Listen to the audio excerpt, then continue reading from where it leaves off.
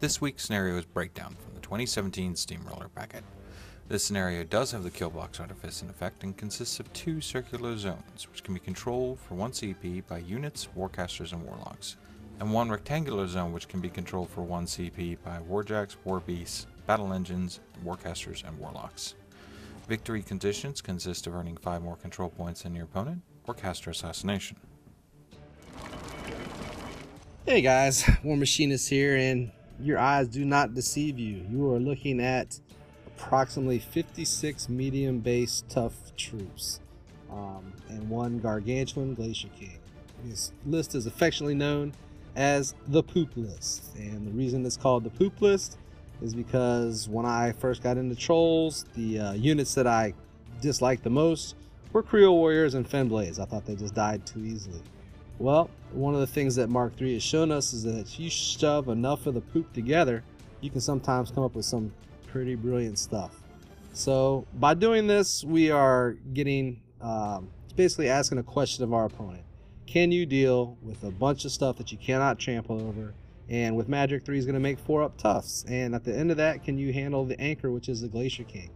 The Glacier King is very important in this list because Madrak doesn't want to spend his fury.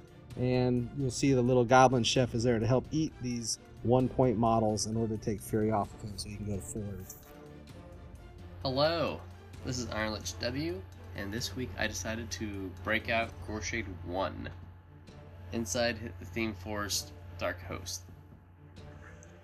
Whenever I look at Goreshade, it seems like he wants to use Banes, mainly because of his speed. And then the Wraith Engine is there because it's good now. Unlike the last couple iterations, I like this one, even though it doesn't have a gun. But I'm not going to complain about this. General tactic is pretty simple.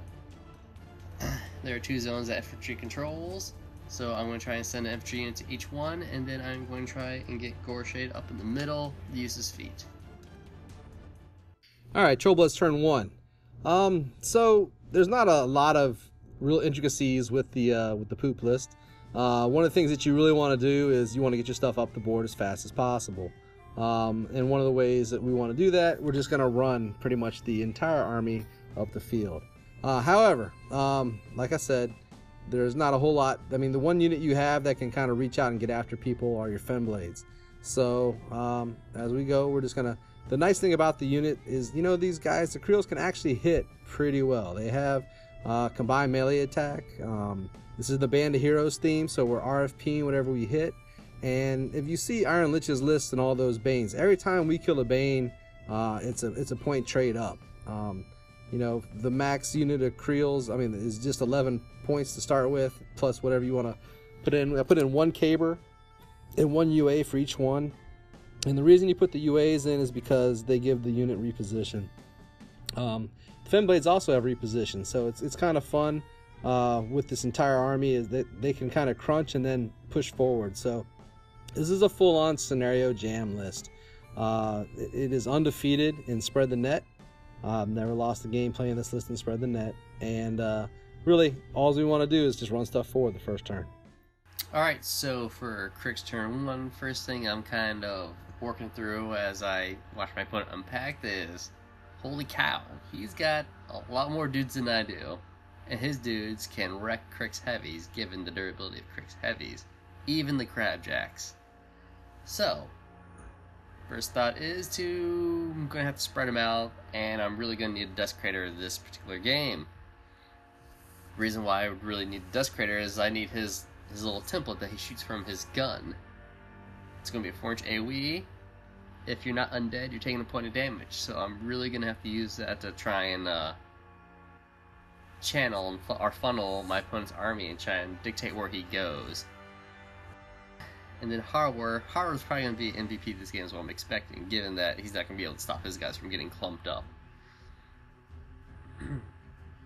And so I begin to kind of spread out my army once I get everything in place. Like, I notice my opponent doesn't have a lot of ranged attacks or magic attacks, so it's kind of going to limit the purpose of the Wraith Engine, which is good for me from the standpoint that it makes the Wraith Engine a little more expendable, because losing that +2 armor against ranged magic, not as important in this particular game.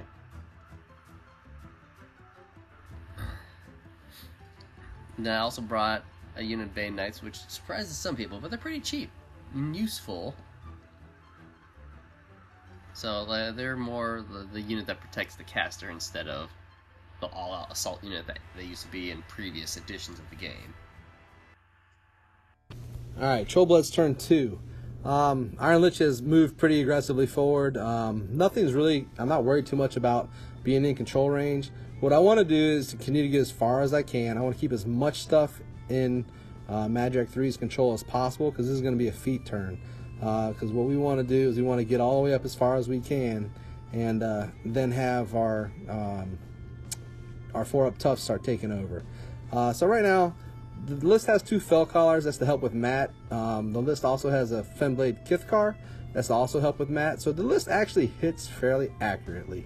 The Glacier King is used instead of the Mountain King, mostly for scenario presence, both with his gun to push things back, and you know, one of the problems, I did try the Glacier King at first, I mean the Mountain King at first, but he was constantly spraying over top of my own models, and we didn't want that. So this is the Glacier King. I got a lot of help from Snarky in creating this list, and I think he started out as a joke because he knew I didn't like Kriels and I only owned 1 unit. So now, after playing this list, I used this at both the MAT in Philadelphia, where we defeated Haley 3 with it, and I used it at the ATC tournament up in Milwaukee, where it never hit the table. I played Magic 1 every round, but that's just due to the matchups we got. In the one round we had Spread the Net, which this list was really designed for, we wound up with a team bye. So really the Fennblade's job is to get up in front of everything else. You know, if they get some guys killed, great. But the fun part here is, you know, everyone that made a successful charge with their mini feat is now repositioning forward into Iron Lich's army. And this is considered probably the most dead scenario in SR-17. I can't remember what it's even called. I call it the barbell because it looks like a barbell, or the dog bone. But it's probably the least winnable scenario on scenario. But you're going to actually see as this game goes on, I actually get myself into a position where we can actually push the scenario a bit on Iron Lich. Again, the stuff RFPing helps. I will admit, I hadn't played against Goreshade. I think this is Goreshade 1. I hadn't played against Goreshade 1 in this iteration, MK3. Now here's something that's a little bit interesting. I measure out all this stuff with the Glacier King.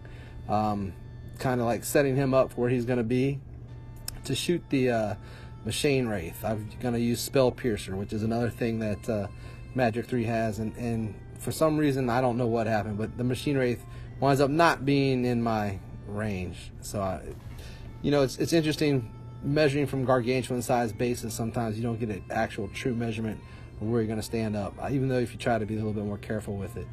But here you go. I mean, I'm trying to move. Basically, all these guys want to do is get up as far forward as they can, let Madrak feat, and make it so that Iron Lich has a real hard time kind of getting through. And so, I mean, I was really precise. I should have just probably left the proxy base here, because now when I go to measure this, it's not going to actually be in, which is unfortunate. So it looks like he's just out. So therefore, yay, way to flub that up, War Machinist. No good at all. So now we have to do some more thinking. Basically, Glacier King didn't get to maximize his turn, and I probably shouldn't have cast Spell Piercer. However, when you're playing the poop list, it's very forgiving, because now we just run more Kriels out in the way of stuff and rely on 4-up toughs. I want to make sure at all times that I do keep, and I am putting up the Glacier King's Animus, I guess. I think I shot at a Jack or something instead. And so the nice thing, again, like I said, not big damage, but like the Goblin Chef is going to come in here and he's going to eat 1 Kriel Warrior, which works out to like maybe a point out of my entire list to take the Fury off. That lets Madrak, who has the protective aura from his own Fury stack, not have to worry about taking Fury off of the Glacier King. It's pretty efficient that way. That's the reason why we use the Glacier King on this list, because Glacier King wants to run to full every time, and the Goblin Chef's just going to eat it off of him. So hopefully we give an Iron Lich something to figure out, and that's the end of our turn. Cryx turn 2. So, as I look over my opponent's mass of dudes coming my way, I can't help but feel sad. And I say sad because my opponent has popped his feet to where he gets 4 up tough, and I just know right off the bat that as soon as I start attacking some dudes, I'd have put $20 on my opponent making more than average dice rolls on his tough checks. And I have nothing with Grievous Wounds except for a Desecrator who can only attack 1 dude at a time. So that was not going to be a very efficient way of getting rid of anything. So, after I do my vengeance attacks with the Bane Riders, because my opponent killed one, I begin plotting out my turn. So, I'm going to give props to the Desecrator, because if you see his little 4-inch AoE did ensure a clear zone.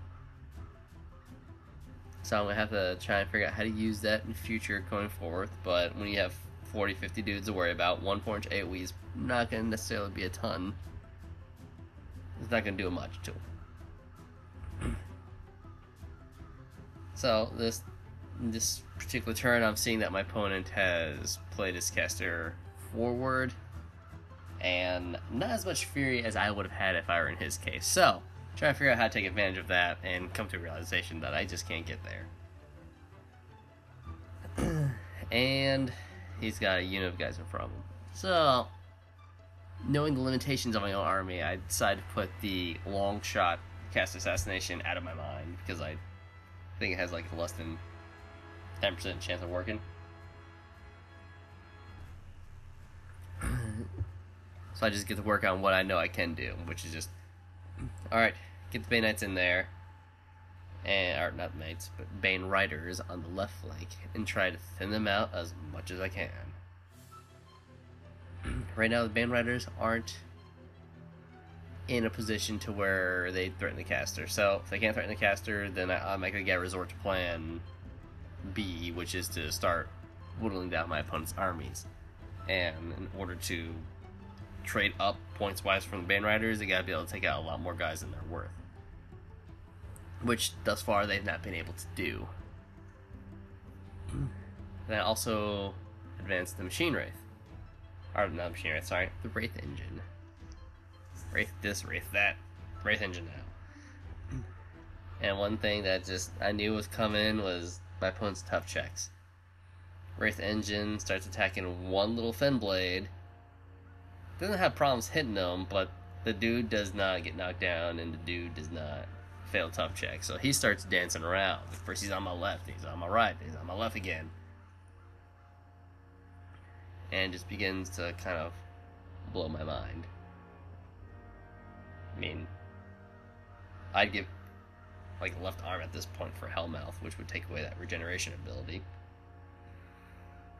But don't have it, gotta work with what I got. Gotta figure out how to use Goreshade 1 to his maximum potential. Maximum effort, you know, that type of approach. So after Bane Knights go, charge them in a manner that kind of spreads them out a little bit, but keeps them in clumps of 3. That way they still get their steel wall benefit, but they can double up on the trolls that are on kind of in their faces.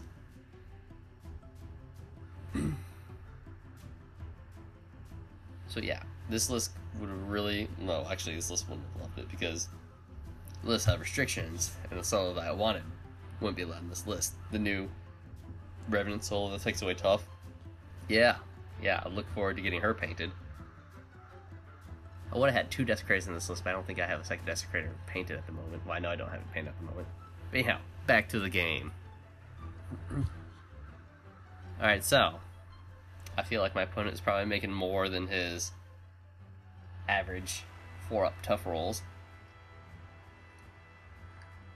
which is probably starting to bug me at this point now. I was like, oh, I need this one guy to die. The last 3 guys that attacked him haven't been able to do it.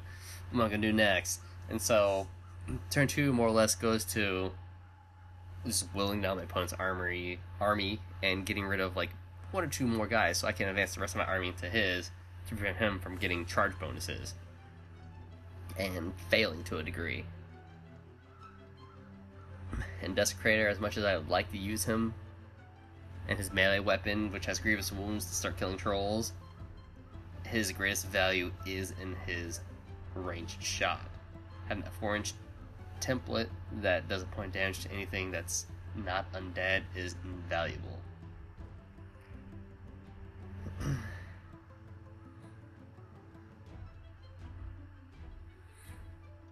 So after I put out another template. It's not Scather, so it's specifically for undead. Go ahead, advance Goreshade, and just kind of hack at someone. You know, because models within 5 inches of the Deathwalker have -2 to their defense and strength, which is a pretty cool ability. Then advance Tartarus just a little bit. I'll only advance like my support pieces enough for them to attack, but not really be in danger. And then I essentially got set up third turn. My third turn is I have to take out at least half his infantry in order to stand a chance, because at this point, with the amount of that Glacier King getting so close, I don't have a ton that can take out a Glacier King. Both my jacks, while they are pretty good in melee, they aren't designed to really knock off Gargantuan, except for the Desecrator maybe, and that's if he gets the crit. And I have nothing to give him automatically boosted rolls other than boosting myself.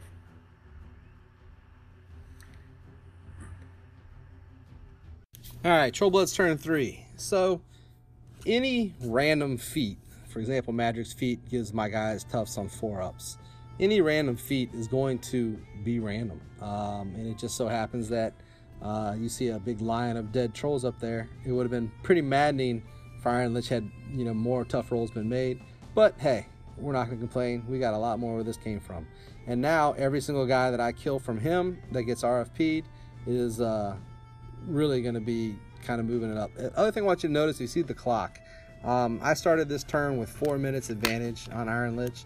Another big advantage of this, call it the poop list, right, is that it has the ability to clock your opponent. It really takes a lot of time for your opponent to chew through all your stuff. Your Kriel warriors get up to armor 19 when they're inside of Madrak's aura and they're unyielding. And really, it really is as long as the only thing you really got to make sure is, if they flip over your clock, just be real fast on your tough rolls. Have the dice in hand, be ready. Assume whatever is going to attack them is going to kill them, and have the tough roll going. So really, it's after playing this list for about 2 months, I got really good at making sure I make my tough rolls on my time quickly. There's not a lot of like box tracking because it's really hard to get to the Glacier King until late game. So you really should be able to have a pretty good clock advantage playing this list. So right now, my Fennblades, of course, had Vengeance. They had some really good attacks. I'm just trying to push the zone. I've already, I believe, gonna score with my Glacier King on this round. So the idea is, can I score more than one zone and get up on scenario and start applying some pressure? So the Caver guys, I got one Caver guy in each group, and they're kind of interesting. It's very unfortunate they only attack on your turn, so they can't do free strikes. But when they do hit, like this guy, he did get a nice little slam, one Bane into another. So anyways, we're doing pretty well on the bottom part of the scenario here. One of the things that is really kind of interesting about this list is that, like I said, on paper it doesn't look terribly effective, but when you factor in repositions, factor in CMAs, you factor in all the different little things that the Kriels can do, they're not bad. And the new CID just dropped on Cryx, which I hadn't had any time I played this list, but at that point in time it allows you now to have unyielding even if you're knocked down.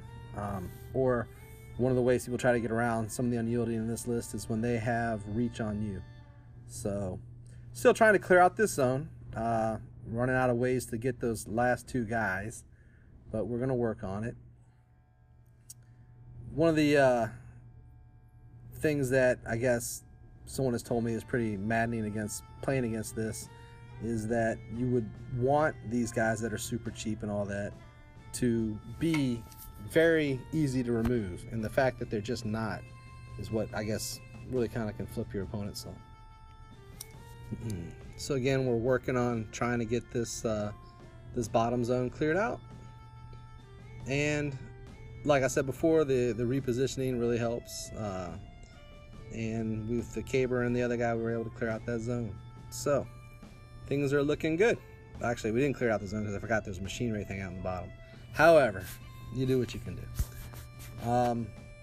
The list is working basically exactly as designed right now. Every guy that he's taken off the board is just more pain for Iron Lich. The repositioning is jamming this list so far forward that scenario really gets to be an issue. And again, this is considered one of the most dead scenarios in all of SR, and it's pushing its advantage really well right now. So the machine wraith that I couldn't kill last time is kind of like become an issue over here. And this is one of the few games where I wind up casting Spell Piercer with Madrak as much as I do. But it's a good thing that it's on his card, right? So chart work on the other zone. One thing to keep in mind is that if you're ever going to play a list like this, there's a couple little things that you can do to help you hold scenario. Cabers have take up. The banner guy on the Kriels has take up. So say for example there's a certain part in the zone you don't want them to get into. If you lead with those guys, you can kind of like self-sack to or use take up rather to kind of keep your front line pushed forward. It doesn't come up in this game, but it's come up multiple times in other games that I've played. So we're really relying on the Glacier King to take heavies and stuff off the table. That's not really designed to take a lot of heavies off the table. However, I've played this list into a series with 3 units of halberdiers and the space ticks, and it listed just fine. It eventually closes in on the space ticks. It gets across the board. You know, the 4-up toughs is very good. So, and the Fennblades, I guess, get targeted a lot in this list because they're the one thing that kind of stands out.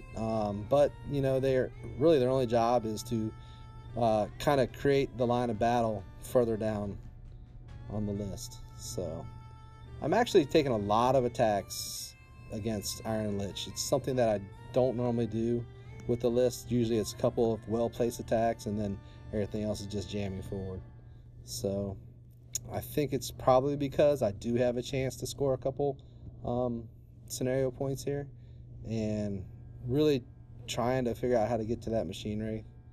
So anyways, everything's working out real well. We've killed the Siphoron, or whatever her name is. Things feel like I've done what the list is supposed to do, and it's basically performing exactly as it should. And then here at the end, after the Glacier King is done, I'm not certain why this next move is going to happen, but I believe the Kithkar wanted to get out into a range where he could charge whatever killed my Kriels. But Madrak went behind the forest to kind of stay hidden. Again, the chef's going to come over, eat a guy, take Fury off, so that we have the correct amount of Fury for Madrak. And the last thing I do is I kind of position this Kithkar, so hopefully he'll be able to counter charge anything that were to come take those Kriels off. Cryx turn 3. So, as expected, I lost the crap ton. Surprise! But I still have enough to do some stuff as soon as I figure out what it is. I still have both my heavies. I still have a Wraith Engine, surprisingly. Even though my opponents sometimes don't bring magic weapons, I somehow tend to lose that thing. And since I attacked with him, he lost his incorporeal ability. So my opponent's hidden his caster. No surprise there. Crap, I can't get to him. And then I noticed that he's left a solo kind of close to his caster. So that kind of is the center of my plot. So I'm thinking to myself, I could try to Goreshade up there, pop feet, I might be able to get some Banes into his caster. He's only got 2 transfers. Not insurmountable. If I get Tartarus up, that'll help them hit. If I get a Deathwalker made, that even help them hit further. Because between Tartarus' veteran leadership, which is +1 to the attack rolls of friendly Banes in its command range, and a Deathwalker, that gives my Bane warriors, or I'm going to call them Bane Thralls, since that's why I learned them by, +3 to their mat. So they go from mat 6 to mat 9. Against Madrak's defense, it's reasonable. It's not necessarily out of the question for them to hit. And since they're weapon masters, they should be doing a decent amount of damage, and they should, in a unit of 6, if I get maybe 4 of them, they should be able to force all those transfers. My opponent's only sitting on 2, I should be able to get rid of those 2 easily. The problem though is it's kind of setting up the rest of it. I have to clear the way for Goreshade to get up there, which is going to involve the Harrower, who amazingly is well positioned in this particular game since he's got Thresher. Smacked and killed like 4 guys. Then he's able to use his quick work shot, which I sometimes mostly forget to use. I get rid of another one. So at this point, I've got a good line for Goreshade and got him set up.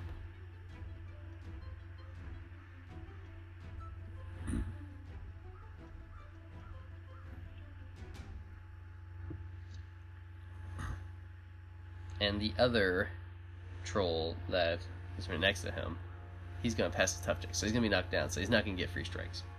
Although, free strike doesn't matter in this case, since Goreshade's still a full life, and he's got focus.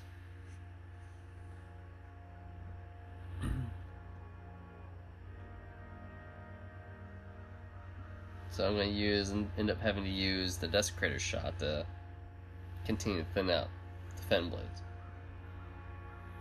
Opponent does a great job of positioning them to put all the bodies in the way. So I have to figure out creative ways to kind of thin them out, at least where I need them to be thinnest.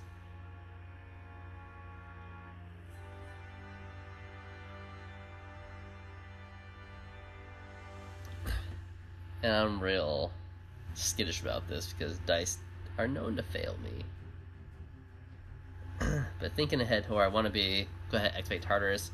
Have him charge up first because I need to make sure that he's further up the board, so it puts out his veteran leadership so that when I do pop the feet for Goreshade, at least most of those Banes are going to be in his command range.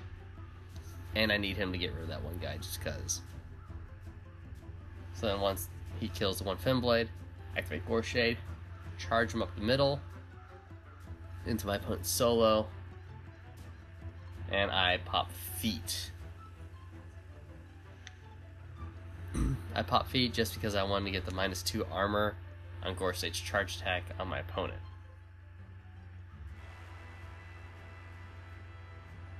So I spit out a min unit of Bane Thralls.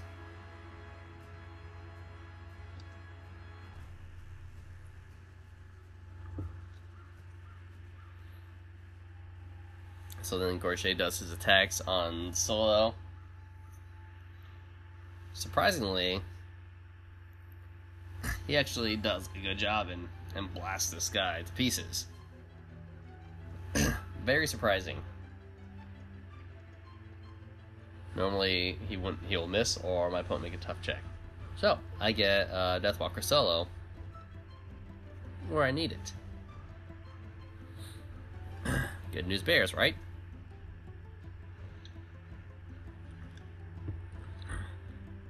So I put her down. I'm reading the rules, and this will be additional discussion at the end of this particular voiceover as to what occurs here. And then I move the Deathwalker so she's not in the way of the Bane Thralls. Well, once she's where she is, and I get part of me is using kind of the Mark II and Mark I interactions between the Deathwalker and Goreshade. So move Deathwalker and then activate the Bane Thralls, and they take the order of the charge. try and use their one melee to the greatest extent possible. Make sure everyone gets in there. I don't expect to get but 4 of them, but if I got all 6, which I did, then it's a party. I'm able to work things out here. Get everyone in there. And I think all but one got the leadership from Tartarus. So 5 Bane Thralls at Mat 9, 1 at Mat 8. So they start their attacks.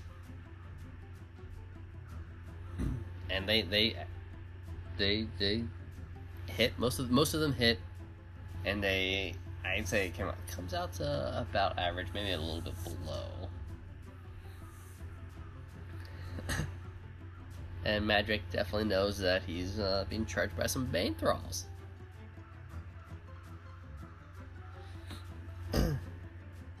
Being Weapon Master and dropping Madrak's armor by 2, they are hitting at, I want to see their PAL 11. I think Madrak, I can't remember what Madrak's armor was, but I think it was only dice minus 3 or 4. And so they got some good damage in there. Then the last Bane Thrall hits, and Madrak passes his tough check, and I nearly flipped the table. So I'm looking at the 1 or 2 models I have not activated left. I'm trying to figure out and make some magic happen. The only thing I got left that can possibly get the job done is with the Wraith Engine. Because the Wraith Engine, when he kills the living model, he makes a Machine Wraith. And unlike most of the Cryx recursion, that Machine Wraith is not precluded from activating that same turn. So if I attack the living model and kill him with the Machine Wraith, who's got 3 attacks, I have a Machine Wraith that can attack Madrak, who's on the ground. And so he's got no more tough left. Then after I clarify and switch up, first you actually have to attack your charge target when you go by the rules. But I kind of made the attack on the other guy regardless, because that's the one that mattered most. Kill some random guy, kill the Swamp Gobber to create a Machine Wraith. Activate Machine Wraith, and walks to kill Madrak. Can't charge because then I would have failed my charge, as the legal landing spot would have been beyond my arc. Machine Wraith walks up and tickles Madrak to death. That being said, I have to go into kind of a monologue still, because that was technically a loss for me. Because when I was looking at the lists and talking to my opponent about the game, I realized that Goreshade and a Deathwalker is one unit, and not solos like they have been in Mark II and Mark III. I had been playing them like Mark II and Mark III throughout the whole game, and treating them as solos. So, I technically would have cheated.